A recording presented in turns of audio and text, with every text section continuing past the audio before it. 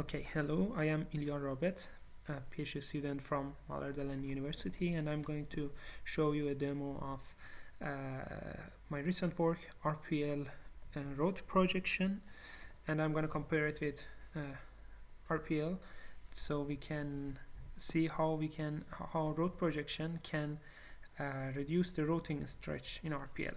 So in non-story mode in RPL, if transversal traffic from node 2 to 5 is required, it has to be transmitted to the root node, which is this node number 1, and then it has to be transmitted with a source routing header towards the node number 5, because RPL does not support these this shorter route from number 3, 4 to 5.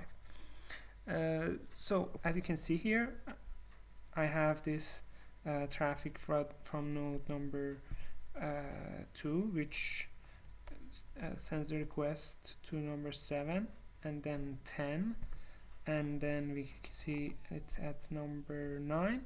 It is being transmitted to this controller that I have here. This is a native controller, native border router. So Sleep Radio transmits that to my Linux system. Then we receive that at number 8. Here we have a source routing header. So as you can see here, the number of bytes has increased. In upward routing, it was 63 bytes, but here, because it has a source routing header from 1 to 5, it needs to increase the header size. So as you can see here, it needs to be transmitted through a higher number of hops. So a good strategy is to use this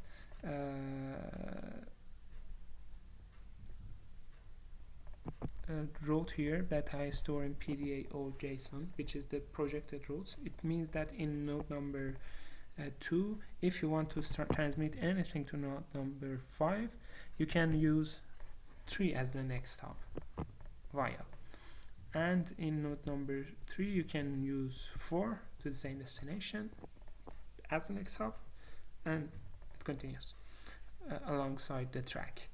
So if I want to install this, I have to keep the data being transmitted. So I just have to trigger the system using this HTTP API. So if I just send the